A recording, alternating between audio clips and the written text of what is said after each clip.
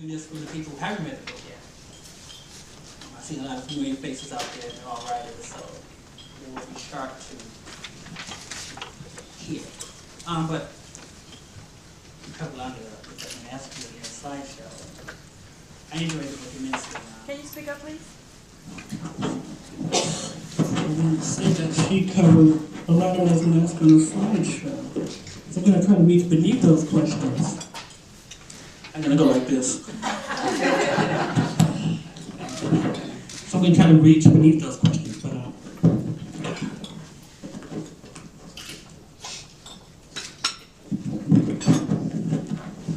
Yep. Poets. Okay. So, what is it about rewriting? What is it about you, Emily? It's like a roach clip. I don't smoke. But what is it about you, Emily, in your childhood that made it so that you lean more fiercely toward your black side, as you put it in the book? And I'm looking for a little hints and evidences of things, unseen in the home. And I'm wondering, since your dad sort of is your muse in a lot of ways in both books, how that actually made your mom feel later on, after you can start to talk about.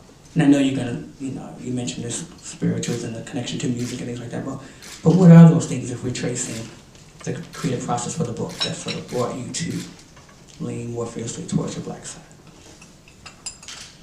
I'm very honest about it. I'll share another story of another friend who asked me a question. She's a white woman that I was friends with in college, and I was telling her about this journey and this quest. At the time, I was making these trips, and she said, "Why are you so interested in these people?" And I had to explain to her, well, in spite of what I look like, I relate to the feeling of not belonging. The feelings that have brought many of them to pack up and leave home, the feelings of displacement, dispossession, disillusionment, are ones that I empathize with. And she said something really smart that I think was true. That I don't think it's in spite of what you look like, I think it's because of what you look like, she said. Because just as your subjects may feel outside, you also feel outside doubly, right? You identify as black, but people don't really identify you that way often. And so she was pointing at a kind of like a double outsiderness. But to answer your question, I grew up in a house with a lot of black pride, where there was a lot of this music being played, and conversations about black history were a big part of my upbringing. And I think also to a degree in America, when you're biracial, black identity can trump the white identity. I've seen it happen both ways. Really, yeah. In my case, it was this way, especially as a young person, a seeking person.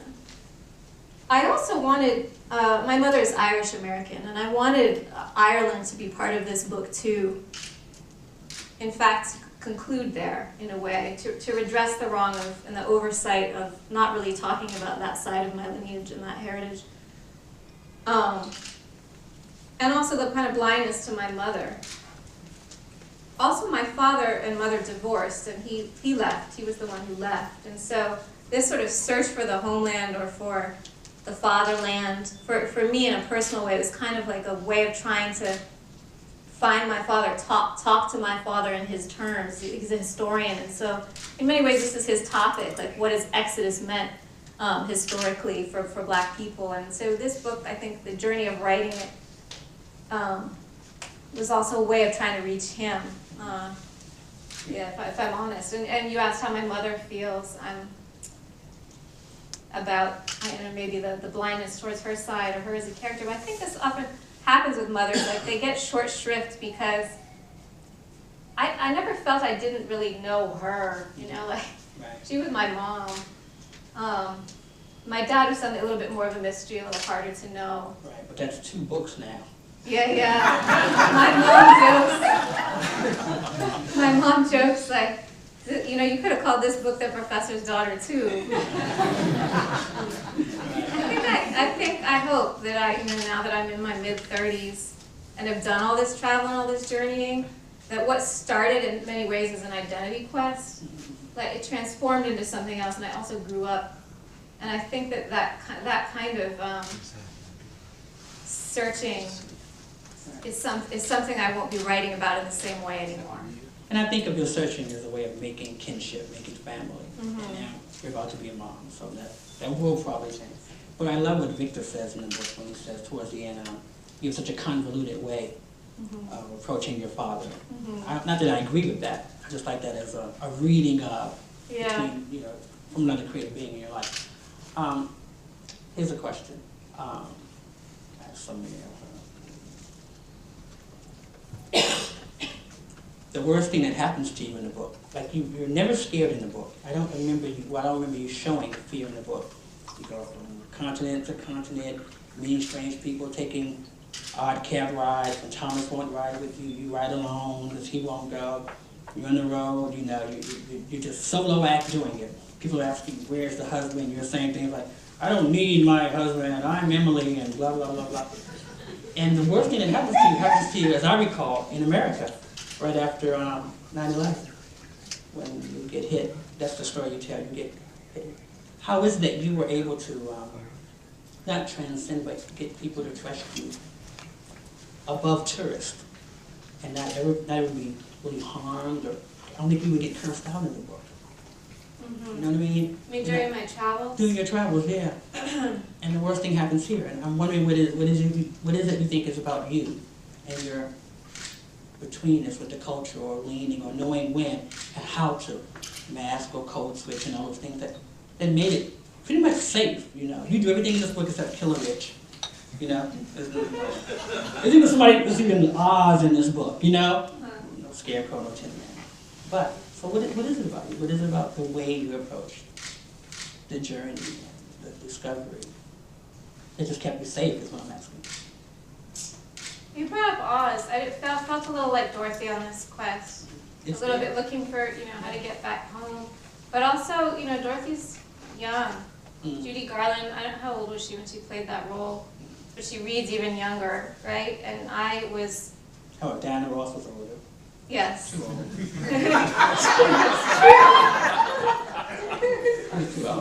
Too old to be playing a child. And I know this journey.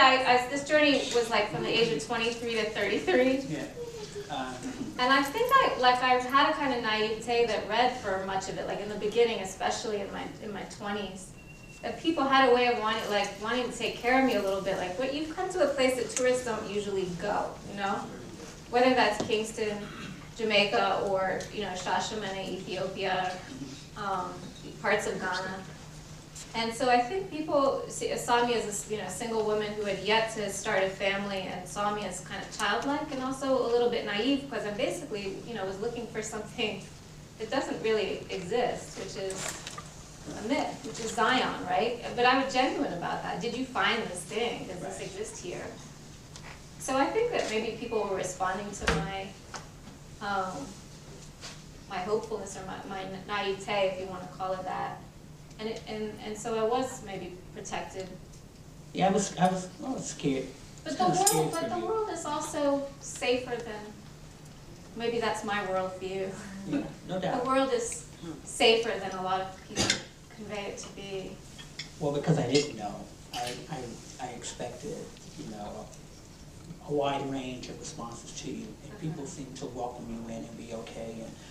And there were some ways in which they tested you to see if you could hit your vibe and steal them culturally, but and you weren't, and it worked out.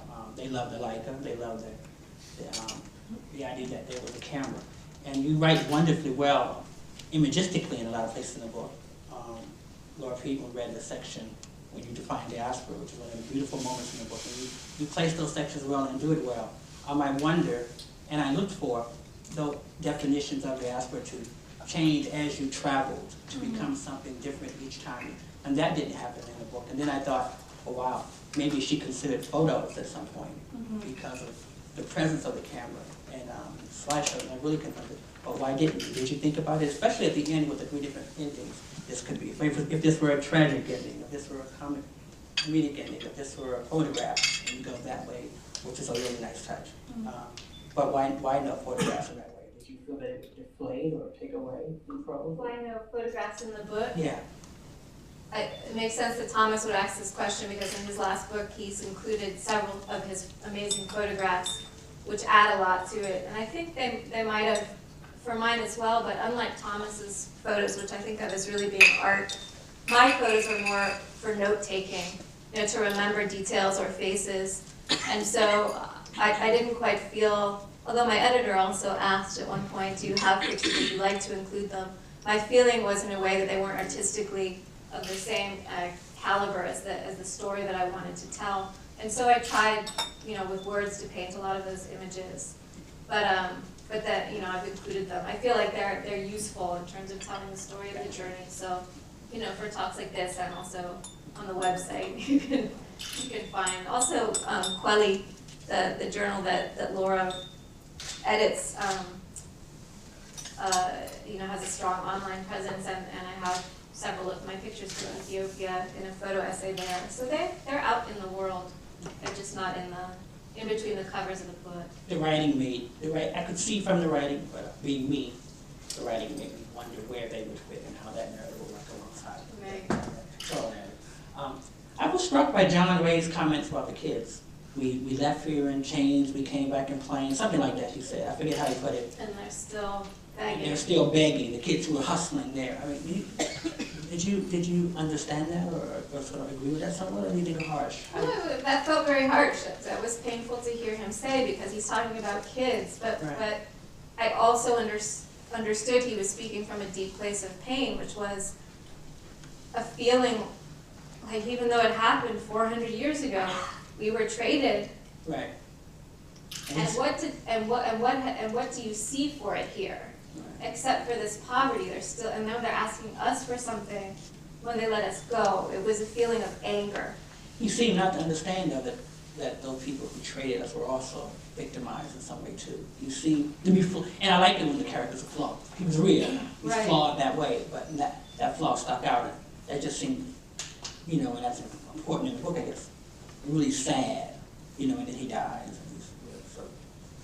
Yeah, I think it was also the anger of somebody who felt like his kin had done this to him, and maybe with a lack of appreciation for the fact that in fact, tribes were not selling their own. Right. They were when they were colluding in the slave trade. It was people who came from different tribes who spoke different languages and prayed to different gods, and so while he was feeling as if he'd been abandoned by his own family, in fact, that wasn't really what happened 400 years ago. You met Rita Marley. Yeah. You watched Rita Marley by Weenie. Yeah. Yeah. What was she like? What was she like? I mean, she told you to sit like you're on a throne and enjoy the sunshine. What was she like? Rita Marley lives in Ghana now. She has a large recording studio, and what was she like? Her presence as a woman, as a human, She was that light coming from her, post-Bob light. She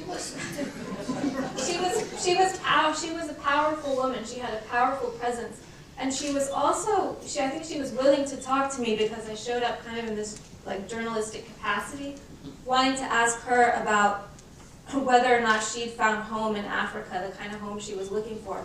And this woman is so tired of being asked questions about Bob Marley that I think she was relieved and excited to be asked about herself. And one other reason, aside from the kind of Zion Exodus quest we've been discussing, that she was drawn to live in Ghana, I think is also just to be apart from Jamaica and the story of being the widow of, Yeah, she says, this no. saint, really. Yeah. When she's talking about Africa, she says, no, Africa is work. Right. And that just sums it up, I mean, no, man, how'd you interpret it? How'd the weight of that? No, Africa's work. Yeah, I was asking her, quite genuinely, is this Zion for you? And she said, yeah, Africa is work, child, It's not like the land of milk and honey, but in her feeling, and in her experience, she said, but it is a real place. And my view was that part of why she was able to feel that way was that she had enough money to be able to afford to create that place. She lived on, 400 acres of land and had all these servants and, to grow the food that she wanted to eat. And it was a kind of a paradise in the same way that that Jamaica can be a paradise for tourists. Right. And she's gonna move Bob's body.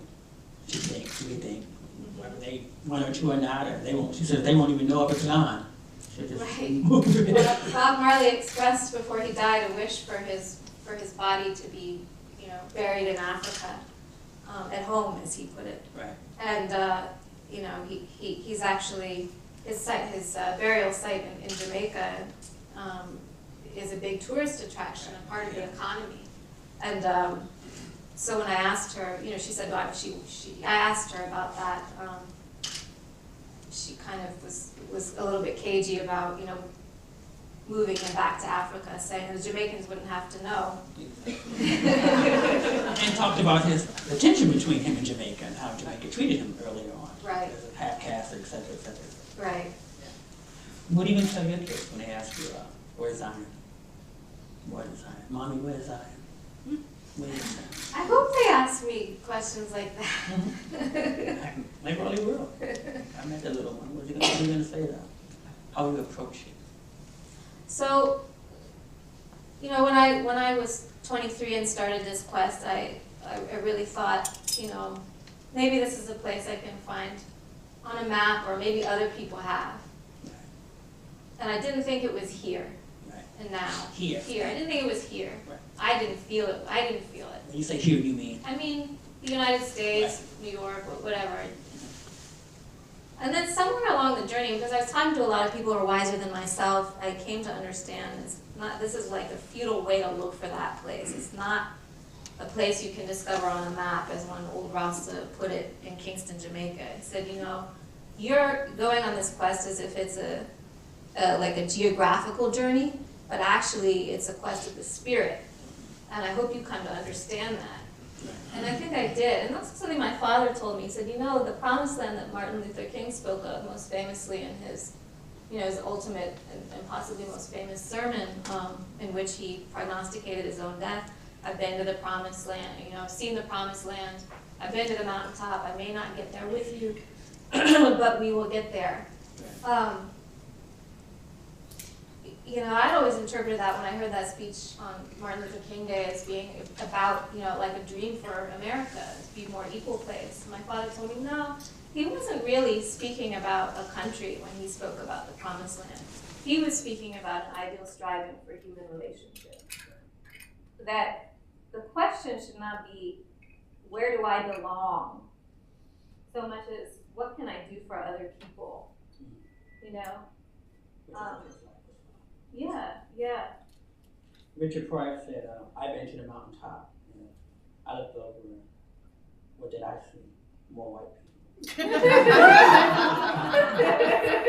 I remember hearing that in my life. At the same time, I just got Dr. King. Dr. King is always there from time you're, he's there. The mountaintop is there, no mountain bottom. I think we should have the audience ask a few questions. Anybody with a question? Right?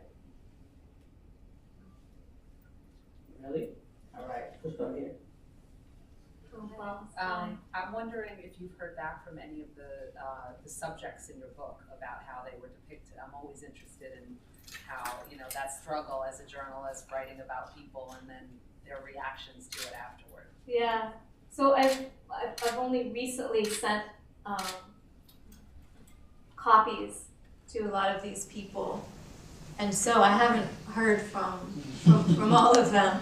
And I'm sure not all of them, maybe Rita Marley included, will be entirely happy with what I've conveyed about their, in many cases, a sense of disillusionment.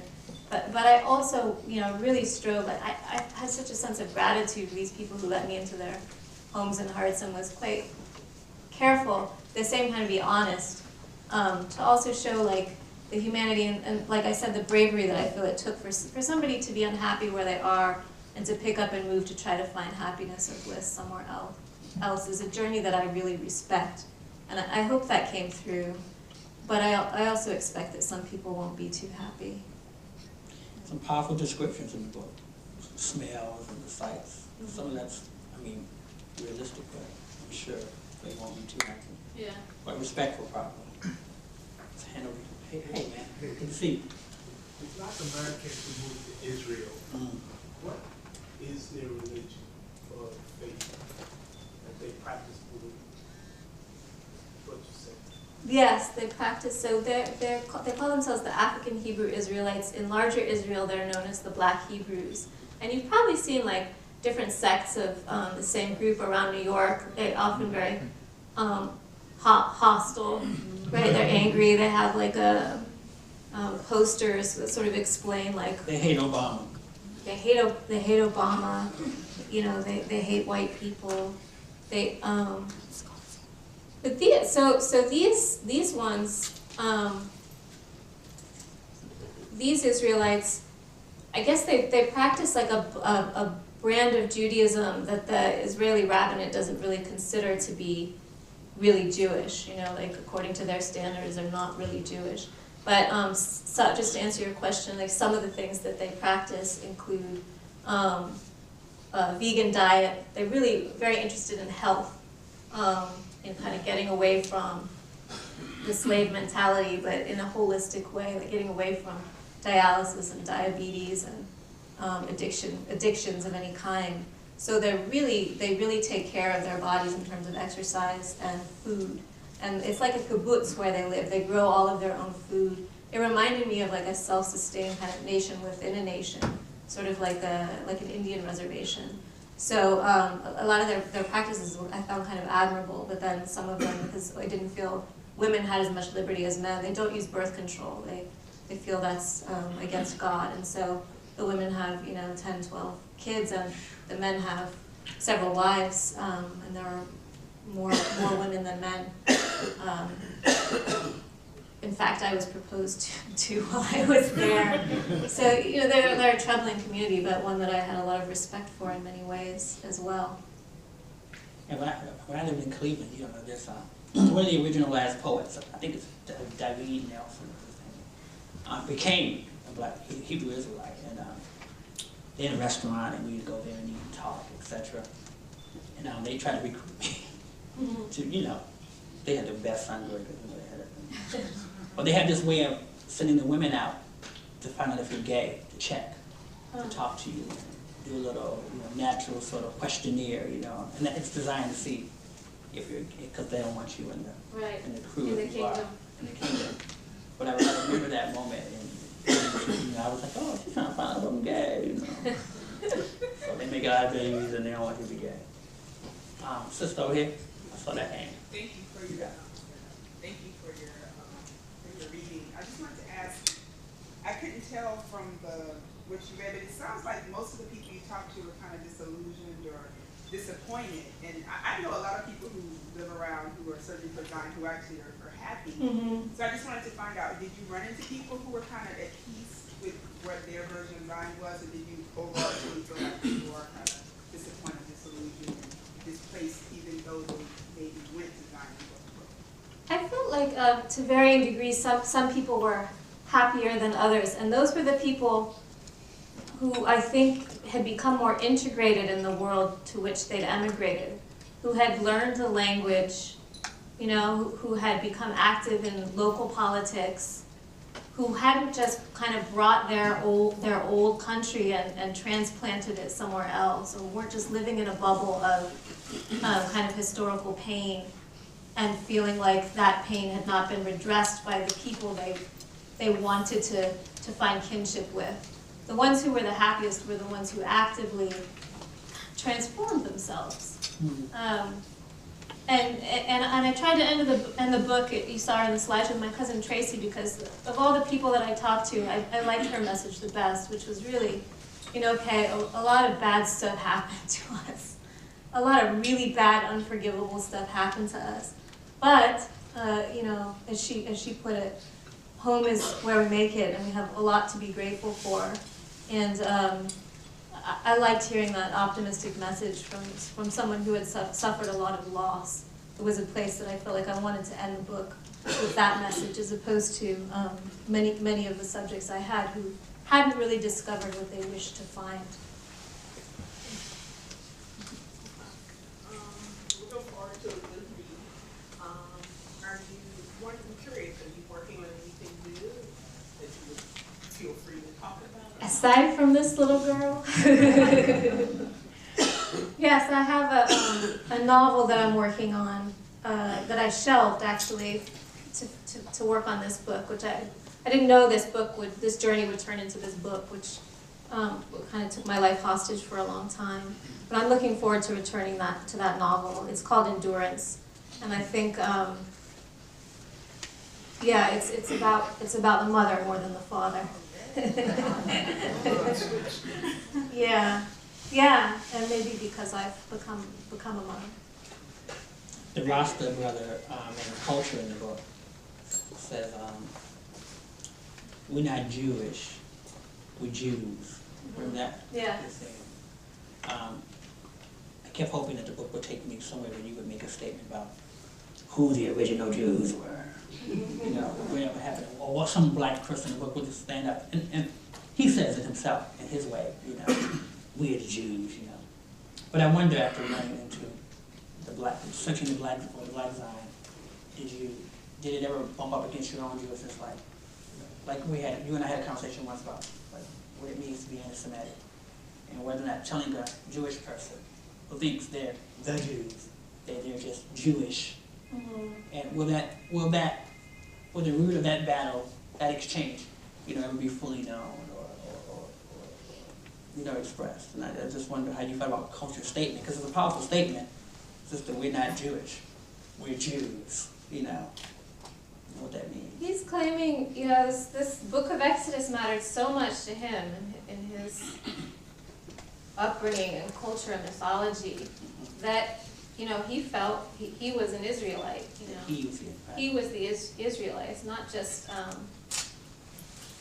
really not just a metaphor, but that's for him, that's his story too. I think that speaks to the power of the story. Right, which turns everything on its head. It's current history, Right. And which is an interesting conversation to happen. That conversation doesn't go further in the book with him that way, because his statement is powerful.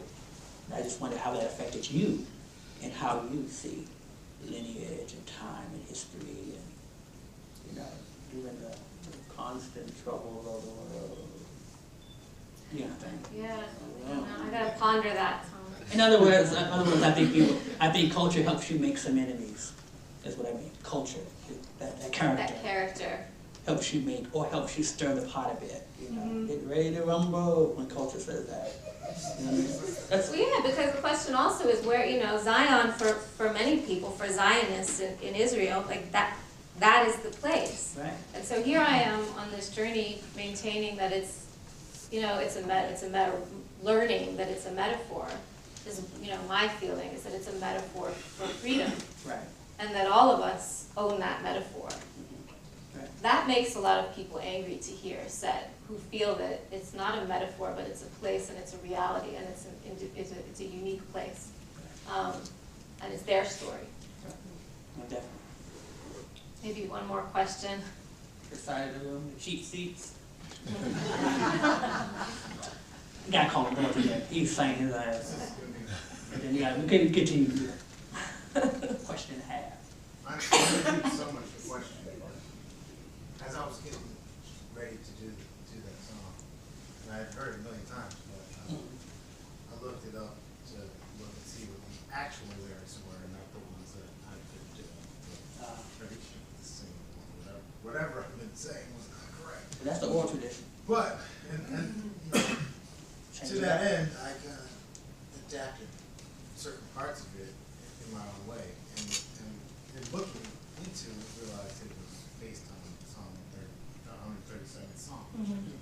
So I went to the Psalm in the Bible and I read that. And one thing that hit me suddenly while looking at that was the way that we always think of Zion as this place you're going to. Yeah. But like in that song, Zion is where they're coming from. They've been taken from Zion. And then these guys, these people that take them, the line is that then our captors ask us, so we're walking, we're being marched. Tell the captors, and the captors are like, sing me a song. Sing one of them songs, like y'all do. And they're like, okay, well, all right. What has this become now? Like, what is this? If what used to be spiritual in this place, like you said, at home, now we're being asked to form this of practice, some sort of representation of what that was in this scenario, and now it doesn't make any sense. So I thought it was interesting to look at time as like we were in Zion, and now Yeah, we lost Jerusalem. right. It's not that, we were born in Egypt and liberated by wandering through the Exodus, but that we were ripped from that place. It's a different story. And I think that, that this metaphor of even America is being, so let's not forget that for for the Pilgrims or the Puritans, and for, immigrants who continue to come, this is the promised land, right? But for blacks, this is Egypt. It's like an inverted metaphor. It's on its head. It's both at once. And that's what's so, one of the things that's so maddening about this country, is that it could amazingly and vexingly be both at the same time. I love it when you say little Israel on the world map, hanging off Africa like an earlobe. Thank Last question. Congratulations. Thank you. I was curious, it took you 10 years for your journey. What is one of the things that you would like readers to get when they walk away from reading your book? People have been Yeah, I'll share, I'll share one of the wisest things I heard on the journey was told to me by the gay activist and author Thomas Glave, a Jamaican who lives here and also has lived many other places. But I spoke to him in Jamaica, and I was sort of distressed to hear amongst many of the Rastafarians I was speaking to, that although this faith which I gravitated towards as a reggae fan because of its expression of one love and one heart, and we all belong to one human family and one race, they were using that rhetoric, but at the same time, many of them were also saying, but not the gays, who, should be cast into the sea, and it seemed so hypocritical to me. And he's, a gay activist looking to get rights for gays in Jamaica, and so I was, expressing my dismay about this, and he said to me, even if we did achieve, all of what I'm trying to achieve here, and not only that, but eradicated poverty and made Jamaica actually the paradise that tourists think it is for all of us here on this island, an island of Zion is really no Zion at all. As long as there are other places in the world where people are still at war, tearing out each other's throats over oil and money and land and this and that, you can't have Zion in isolation if you're a compassionate person who cares about your neighbor who is not in Zion as well. I thought that was one of the wisest things I heard, and the thing that I would hope a reader would take away from my journey too is this understanding. An island of Zion is no Zion at all.